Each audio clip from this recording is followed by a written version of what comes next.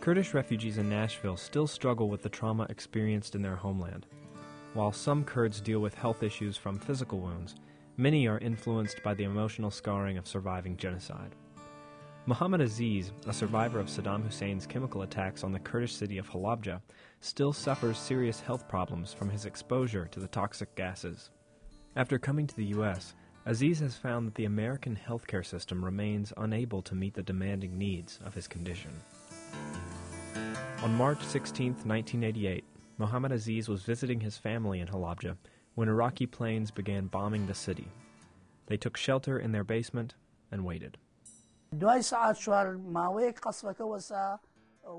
At about 4 p.m., we thought that the bombing was over and the planes had left. Those of us that had survived the attacks came outside to try to escape. We were still in the process of trying to leave the city when we noticed that the airplanes were coming back.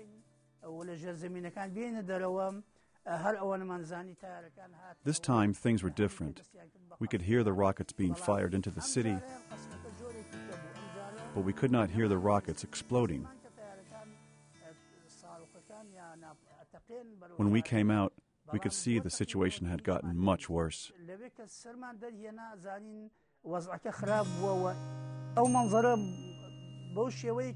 The scene that I saw after leaving my house was impossible for me to recreate. When I first came here, I saw the movie Titanic. The scenes where the ship was sinking and how the people were screaming and interacting with one another was much like the scene I saw when leaving the city. Those who survived the initial attack on Halabja suffered more tragedy as the mustard gas began to affect their health. As Aziz and other survivors fled to the Iranian border, they began to experience a variety of symptoms, including excessive sweating, vomiting, and blindness. We were able to help some kids and others that had managed to survive get to the outskirts of the city, but as soon as I got there, I got very tired and my eyes started to turn red. I vomited whatever I had in my stomach and started to sweat a lot. Along with all that, I was temporarily blind. Of course, everyone else was experiencing similar problems.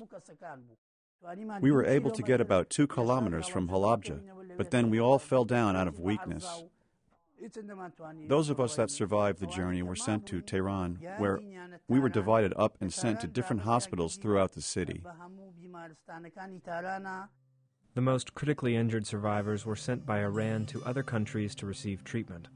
Aziz spent the next several years being shuttled between countries and hospitals before returning to Halabja in 1991.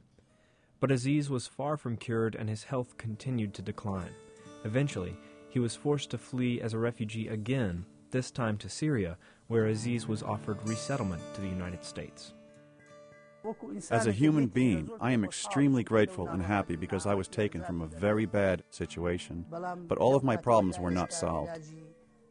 Since that day until now, we have not been able to treat my lungs.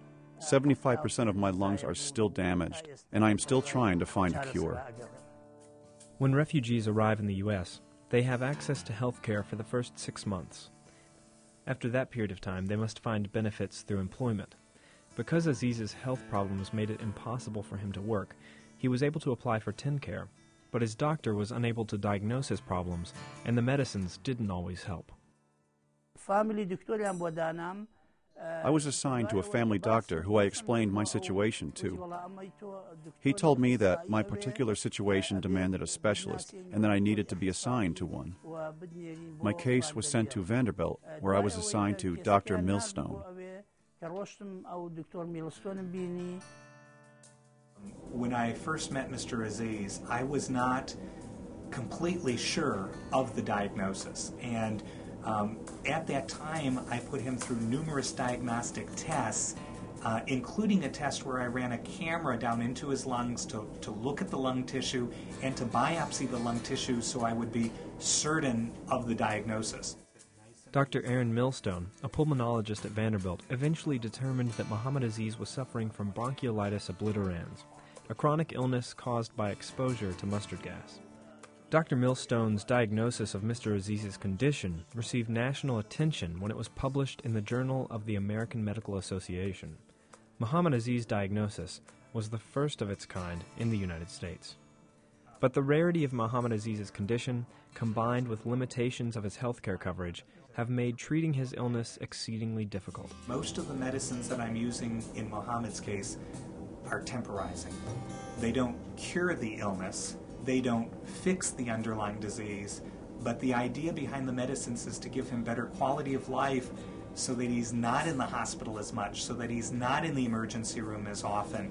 The last year has been fairly good, but he does have a progressive illness, and certainly we have to do something above and beyond what we're doing in the future. In the future, Muhammad may require a lung transplant, which is both costly and complicated. It is also possible that Aziz's body could reject the lungs after a number of years. But there is hope for another solution. One day, the doctor told me that there is a new medicine that might help me.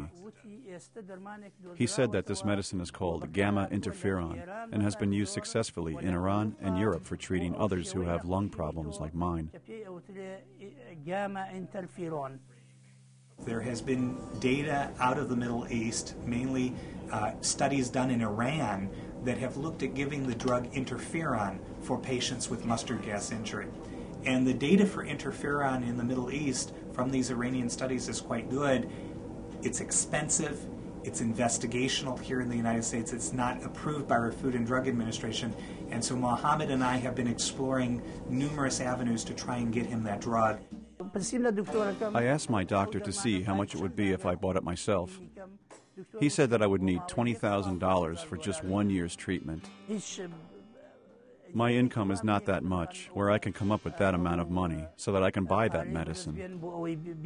The difficulty is that when you have an investigational drug that is exceedingly costly, it is very hard to convince insurance that the benefit of one individual outweighs providing medicine for 30 others with more common medicines that have been tested here in the United States. I don't have enough Muhammad Aziz's in my practice to warrant or be able to do a study here in the United States. And so I think it's a situation where we have to rely on foreign medical data to justify the use of this medicine in this individual patient. It's a real catch-22 today in the American healthcare system. What we really need for Muhammad is an ability to give him this investigational medication and be able to do it on a continuous basis for at least a year or two. That's really what it boils down to.